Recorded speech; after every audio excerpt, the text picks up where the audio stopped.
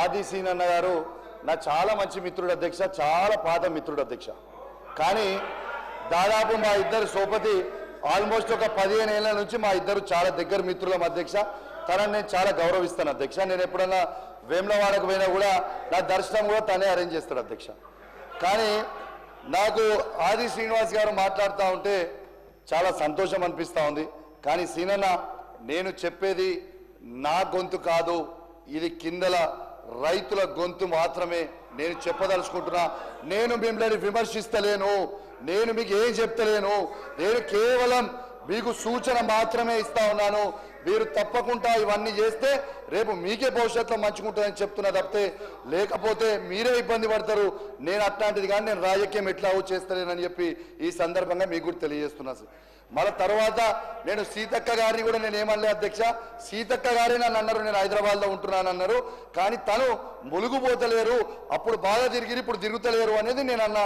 దాని తప్పితే నేను మంత్రిగా ఉండి అని నేను తప్పితే దాన్ని బట్టి ఏమనలే అధ్యక్ష. అధ్యక్ష ఇలా అప్పుడు ఇప్పుడు ఎప్పుడు ప్రజాక్షేత్రంలో ఉండే మనుషులు, నిన్న కాక మొన్ననే పోయి వచ్చినాము. కాకపోతే అసెంబ్లీ నడుస్తుంది కాబట్టి ఒక మినిస్టర్గా నేను కూడా ప్రిపేర్ కావాల్సినటువంటి అవసరం ఉంది కాబట్టి ఈ టైంలోనే ఇక్కడ ఉంటాం. కాబట్టి నన్ను తిరుగుతలేదంటే మరి నువ్వెంత తిరిగినావు నేనెంత తిరిగినావు, ఒకసారి మీ ఏరియాకు నేను వస్తావు, మా ఏరియాకు నువ్వు కూడా రా. ఎన్ని ఊర్లు నేను తిరిగినా నువ్వెన్ని ఊర్లు చూస్తావు. అట్లనే ఇంకొకటి సార్, ఆత్మీయ భరోసా, ఇందిరమ్మ ఆత్మీయ భరోసా. ఆడ ఎవరైతే భూమి లేనటువంటి వాళ్ళు ఉన్నారో మేము కొన్ని నియమ నిబంధనలు పెట్టుకున్నాం. భూమి లేనటువంటి వాళ్ళు 20 రోజులు కూలి పని చేసినటువంటి వాళ్లకు ఇవ్వడం జరిగింది. మొన్నటి వరకు కూడా ఎలక్షన్ కోడ్ ఉండడంతో ఇప్పటి వరకు ఒక 60 కోట్లు 70 కోట్లు వేసినాము. మిగతా ఇప్పుడు టోకెన్ అవి వేసే ప్రాసెస్లో ఉన్నాయి. మీరు వేయలేదు సిద్దిపేటలో కూడా వచ్చినాయి, చూసుకోమంటున్నా. సిద్దిపేటది కూడా ఉన్నది మా దగ్గర, లిస్ట్ ఇప్పుడు తెప్పిస్తా ఖచ్చితంగా. కాబట్టి మీ హయాంలో 500 కోట్ల ఆసాంలకు రైతు బంద్ వేసారు, గుట్టల కేసులు పుట్టల కేసులు. పేదోళ్ళ గురించి ఒక్క రోజున ఆలోచించి, పేదోళ్ళ గురించి ఒక్క రోజున ఆలోచించిరా? అరే పేదోళ్ళు ఎట్లా బతుకుతున్నారు, మరి వాళ్ళకు కూడా ఏమన్నా ఇద్దామని మేము ఉచితంగా 200 యూనిట్ల కరెంటు కూడా పేదోళ్ళ గుడిసెలలో ఉండేటోళ్ళకి కరెంటు కూడా ఇస్తున్నాం. 500 భారం తగ్గించి 500కే దేశంలో ఎవరు ఇయ్యని విధంగా గ్యాస్ ఇస్తున్నాము. పేద బిడ్డలకే ఎర్ర బస్సులు ఫ్రీగా చేయడం జరిగింది. మరి దాన్ని మీరు ఓర్చుకోలేరు. పైనుంచి మీరు తిరగట్లేదు.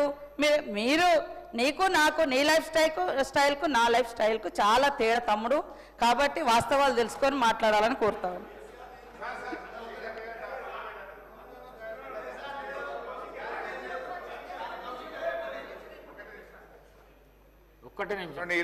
గౌరవనీయులు సోదరిమణి సీతక్క గారు మాట్లాడుతూ ఇందిరమ్మ ఆత్మీయ భరోసా పథకం గురించి మాట్లాడారు. ఇందిరమ్మ ఆత్మీయ భరోసాకు ఈ బడ్జెట్లో 930 కోట్ల రూపాయలు బట్టి గారు పెట్టారు. 930 కోట్లలో ఎంత ఖర్చు పెట్టారు ఇప్పుడే మీరు చెప్పారు. 60 కోట్లు వేసినట్టున్నాము అన్నారు.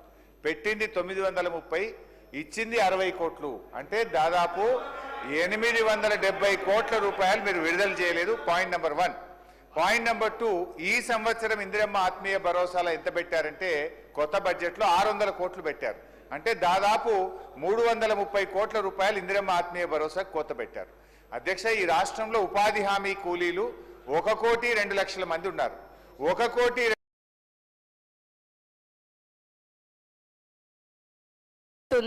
నెక్స్ట్ జూన్లో సెకండ్ ఫేజ్లో మళ్ళీ ఇస్తాం కాబట్టి ఇప్పుడు కొన్ని ఇవ్వడం జరుగుతుంది. మొన్నటిదాకా ఎలక్షన్ కోడ్ ఉండడం, తర్వాత ఈ మధ్య కాలంలో ఇంకా కొన్ని వేరేటి ఉండడంతో ఆగినాయి. ఇప్పుడు రైతు భరోసా, ఇందిరమ్మ ఆత్మీయ భరోసా రెండు కూడా మార్చి 31 వరకు మొదటి దఫా అన్ని కూడా క్లియర్ చేయబడుతుంది. అట్లనే మీరు 1 కోటి మందికి ఉపాధి హామీ కూలీలు ఉన్నారంటే 10 ఎకరాలు ఉన్న వాళ్ళకి కూడా కార్డ్స్ ఉన్నాయి. మీరు చూడండి, మేము మొత్తం లిస్ట్ అవుట్ చేసి భూమి లేని వాళ్ళకి ఇచ్చినాము.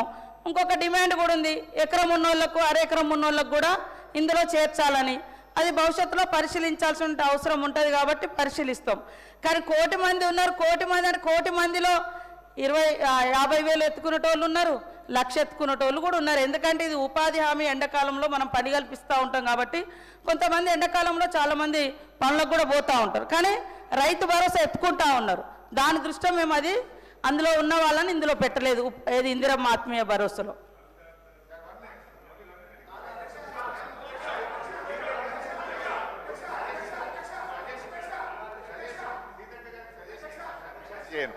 సీతక్క గారు రెండే పాయింట్లకు నేను ఎక్కువ టైం తీసుకోను.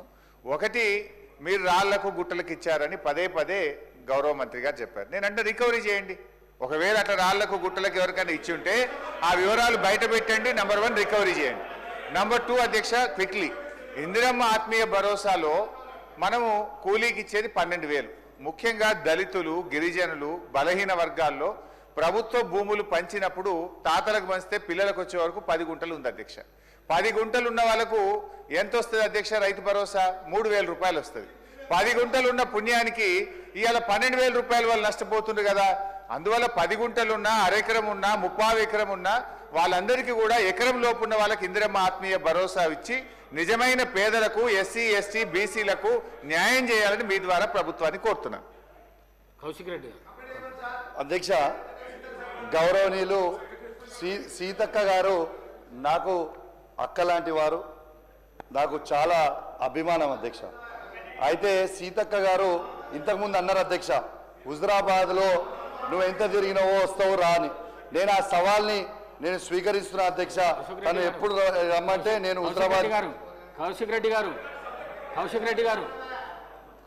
గారు సీతక్క అక్క లాంటిది కాదు, అందరికి అక్కనే. కానీ నువ్వు సబ్జెక్ట్లోకి వెళ్ళిపో. ఇంకొకటి లాస్ట్ అక్క, ఒక్కటి సార్, ఎందుకంటే అది ఒక్క నిమిషం అక్క. ఇంకొకటి కూడా అన్నారు సీతక్క గారు. ఏమన్నారు అధ్యక్ష?